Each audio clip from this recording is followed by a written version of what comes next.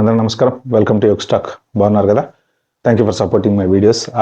యాక్చువల్గా one of మన follower అంటే రెగ్యులర్గా కామెంట్స్ చేస్తూ ఉంటారు, మంచి పాజిటివ్, నన్ను చాలా ఎంకరేజ్ చేస్తుంటారు. ఆయన ఒక వీడియో షేర్ చేశారు దీంట్లో, సార్ దీని మీద వీడియో చేయండి అని. అదర్ దాన్ దట్ నాకు ఈ వీడియో మా ఫ్రెండ్స్ యూఎస్ నుంచి ఇద్దరు ముగ్గురు పంపించారనమాట. అంటే ఇది ఏంటంటే ఇందులో ఒక లేడీ, మన మోస్ట్ ప్రాబ్లీ తెలుగు వాళ్ళే అని అనుకుంటున్నా, but what ever it is, మనం ఇవన్నీ డిఫైన్ చేయకుండా డ్రింక్ అండ్ డ్రైవ్ కేస్ కింద యాక్చువల్గా నైట్ జైలుకి తీసుకెళ్ళడం అనేది జరిగింది. అంటే 8 hours 9 hours జైలు అనేది.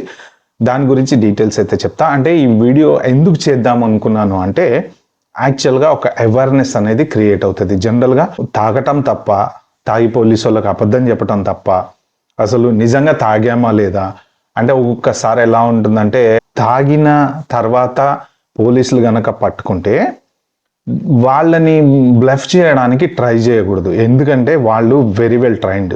బయట ఇప్పుడు చెప్పాను కదా, యూట్యూబ్ వచ్చిన దగ్గర నుంచి, ఇన్స్టాగ్రామ్ వచ్చిన దగ్గర నుంచి ప్రతిదీ తుమ్మినా దగ్గినా ఏం చేసినా కానీ బయట ప్రొజెక్ట్ అవుతుంది.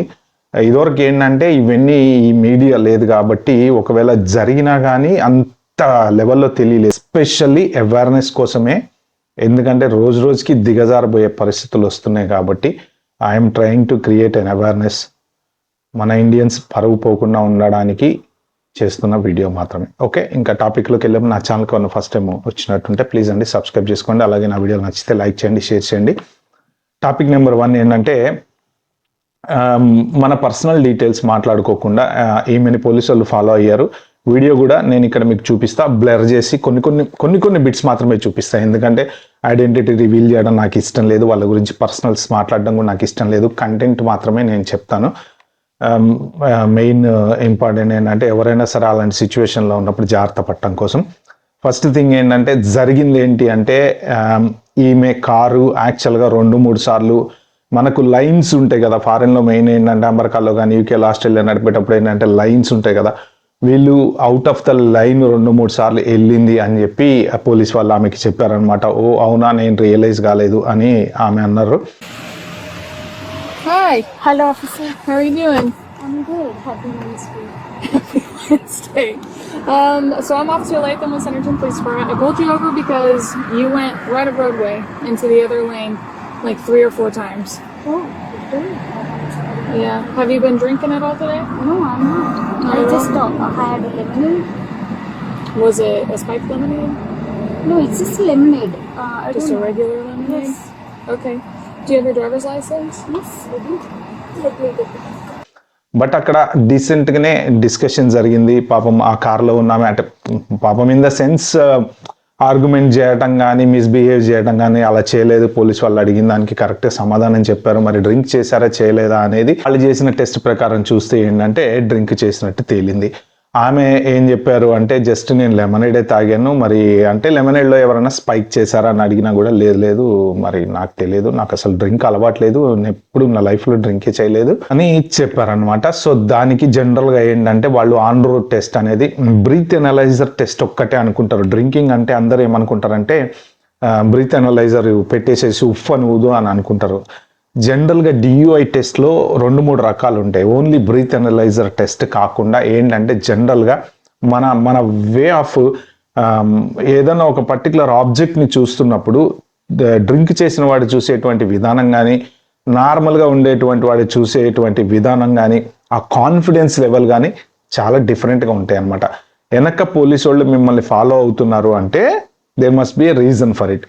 అంటే మీ వే ఆఫ్ డ్రైవింగ్ కొంత తేడా ఉండటాన డెఫినెట్గా వాళ్ళు ఫాలో అవుతారు. తేడా ఎప్పుడు వస్తుంది అంటే వెన్ యు ఆర్ ఇంటాక్సికేటెడ్. అంటే మన బాడీలో ఆ మత్ అనేది కొంత ఉన్నప్పుడు, ఆబ్వియస్లీ అది ఏ రకమైన ఇంటాక్సికేషన్ అయినా కానీ ఉన్నప్పుడు ఏంటంటే కొంత మన స్కిల్స్ అనేవి మారిపోతాయి. జనరల్ రొటీన్ డ్రైవింగ్ చేసేటువంటి స్కిల్ ఎలా ఉంటుందో ఈ ఇంటాక్సికేట్ అయినప్పుడు చేసేటువంటి డ్రైవింగ్లో ఏంటంటే కొంత అటు ఇటుగా కారు వెళ్ళడము, లైన్స్ దాటి వెళ్ళడము, కొంత ఇగ్నోరెంట్గా డ్రైవ్ చేయడం అనేది వాళ్ళకి బయట చూసేవాడికి తెలుస్తుంది, అది నడిపే వాళ్ళకి తెలియదు. ఎందుకంటే బాగా తాగినప్పుడు వేరు, రీజనబుల్గా కొంత అంటే ఆ లెవెల్ పర్టికులర్ లిమిట్ ఏదో ఉంటుందో లిమిట్ కన్నా కొంచెం ఎక్కువ తాగారనుకోండి, మనకు నడిపే వాళ్ళు కాన్ఫిడెంట్గా నేను నడుపుతారు, కానీ వెనక చూసే వాళ్ళకి ఏంటంటే ఆ నడిపేటప్పుడు వీళ్ళు అటు ఇటు నడపటము, సిగ్నల్ దగ్గర కొంత కరెక్ట్గా ఆగాల్సిన చోట ఆగకపోవటము, అది వాళ్ళకి తెలిసిపోతుంది పోలీసులకి. ఎందుకు అంటే they are very well trained.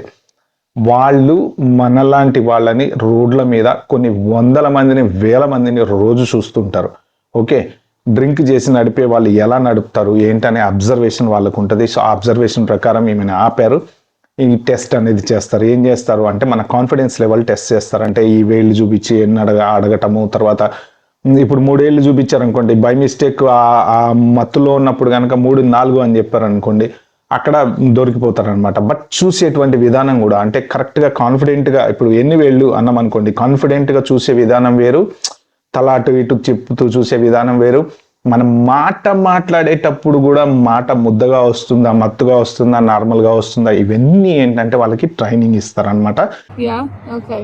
Well, I don't think you are safe to drive. So what we're going to do is you are going to come with me and we're going to go do a breath test. So that is going to tell us if you are impaired or not. Does that make sense? Oh, okay. So I do have to put you in handcuffs right now just because you're going to go into the back of my car. But once we get there, I'll take you out of cuffs and I'll explain everything. Oh, why handcuffs? I have to. It's for my policy. I mean, do I go to jail? Maybe not. It depends on if you blow into the breath test. Oh, I mean, why? Because I believe you're impaired. I mean, I don't know how it happened. I understand. But I go mean, ahead. what is the You can put your consequence? seatbelt on. What is the consequence? May I know the consequence? దాంతో వాళ్ళు ఈజీగా identify చేయగలరు. So ఎవరైనా సరే drink and drive అనేది ఖచ్చితంగా crime అండి. మీరు గుర్తుపెట్టుకోండి, DUI ఈజ్ ఎ క్రైమ్. ఎందుకంటే మీ అజాగ్రత్త వలన వేరే వాళ్ళ ప్రాణానికి, ఎస్పెషల్లీ మీ ప్రాణానికి కూడా ఓకే ప్రమాదం. మీరు వేరే కారుని గుద్దారనుకోండి, బై మిస్టేక్ ఆ కారులో ఉండే వాళ్ళకి ప్రమాదం, మీకు ప్రమాదం. లేదు పోయి ఏ రోడ్డుకో కలవట్టుకో గుద్దారనుకోండి, మీకు ప్రమాదం. అంటే తప్పు చేయకూడదు. ఎందుకు పెట్టారు DUI అనేది అంటే మనము మన ప్రాణాన్ని సేఫ్గా ఇంటికి తీసుకెళ్లాలన్న ఉద్దేశంతో. మొన్న రీసెంట్గా జరిగినటువంటి ఇండియాలో బస్సు దుర్ఘటన ఏంటంటే ఆ బైక్ కూడా తాగేసాడు, దాన్ని ఫుట్పాత్నికి అది మధ్యలో ఉండే డివైడర్ని కొట్టేశాడు, బండి రోడ్డు మీద ఉన్నది. వాడు చేసిన చిన్న మిస్టేక్ వలన చూడండి 19 మంది సజీవ దహనం అయ్యారు. వాడు ఆ రోజు తాగి అడ్డదిడ్డంగా బండి తోలి ఫుట్పాత్కి వేసి కొట్టి అది ఎంత దూరం తీసుకెళ్ళిందో చూడండి. ఒక్క మనిషి మిస్టేక్, చివరికి వాడు చనిపోయాడు, ఇక్కడ 19 మంది చనిపోయారు. అంటే ఒక మిస్టేక్ వల్ల ఇలాంటి వాటి కోసమనే DUI సీరియస్ క్రైమ్ అనేది చెప్తారనమాట. Okay. But I just want to know, did I make that bad while driving? So you know how you were in the left lane, Yes, I was. and then there was that lane next to you. Yes, right lane. So I first noticed it. I was actually on the phone with him when I noticed it. There was a car that was right next to you, and you almost collided with it because you went into that other lane, and he had to slam on his brakes. And then I saw you go into the other lane 3 more times after that, and that's why I pulled you over. 0.8 legal limit ఉండాలంట, 0.9 legal limit ఉన్నది. అక్కడ కూడా పెద్ద argument చేయకుండా బాగానే cooperate చేశారు. Tonight you have to go to jail అన్నారు. So ఆమె జైలుకి వెళ్ళారు. సో ఇక తర్వాత ఏం జరిగింది అనేది మనకి అనవసరం. బట్ అక్కడ వరకు కనుక తీసుకుంటే ఫస్ట్ థింగ్ తాగామా తాగలేదా అనేది అది తెలిసి పోలీస్ వాళ్ళకి అబద్ధం చెప్పడం అనేది కరెక్ట్ కాదు. వెరీ ఇంపార్టెంట్ థింగ్ మీరు గుర్తుపెట్టుకోవాల్సింది. ఎప్పుడు కూడా తాగారు అంటే మాత్రం ట్యాక్సీలో వెళ్ళండి, లేదా వేరే వాళ్ళు డ్రైవ్ చేస్తుంటే పక్కన కూర్చొని వెళ్ళండి. రిస్క్ తీసుకోకండి. ఫస్ట్ థింగ్ అబద్ధం చెప్పడం కూడా క్రైమే. తాగి నేను తాగలేదు అని అబద్ధం చెప్పడం కూడా క్రైమే. ఎందుకంటే వాళ్ళకి చెప్పాను కదా, వాళ్ళు వెల్ ట్రైన్డ్, వాళ్ళకి తెలిసిపోతుంది. ఇప్పుడు 2-3 ఛార్జెస్ యాడ్ చేశారంటే తర్వాత కేసు సీరియస్ అవుతుంది. ఓకే, డ్రింక్ చేసినప్పుడు పట్టుకున్నప్పుడు కనుక వాళ్ళకి ఆ లిమిట్ దాటి ఉంది అంటే ఆబ్వియస్లీ వాళ్ళు ఏ రూల్ ఫాలో అవ్వాలో దాని ప్రకారం వాళ్ళు ఫాలో అవుతారు. జైలుకి తీసుకెళ్ళడం తప్పు. ఫస్ట్ తప్పు తాగి కారు నడపడం. సెకండ్ తప్పు పోలీసులతో అబద్ధం ఆడటం. సో ఈ రెండు మాత్రం డెఫినెట్గా చేయకండి. ఏముంది, ట్యాక్సీలో డబ్బులు పెట్టుకొని వెళ్ళండి. అంత మీరు పార్టీలకు వెళ్ళి మీరు రిచ్గా స్కట్లు వేసుకొని స్టైల్ లెవెల్ ఇవన్నీ చూపించేటప్పుడు అదే సేఫ్టీ కూడా చూపించుకోండి.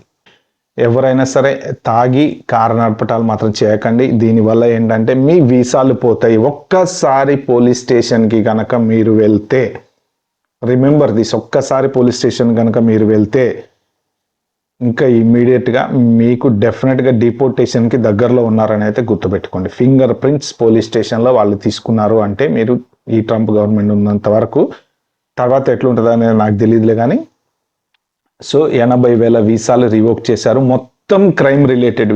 ఓకే ఫ్రెండ్స్, ఈ వీడియో మీకు నచ్చినట్టుంటే ప్లీజ్ అండి like, share, subscribe my channel. Thank you.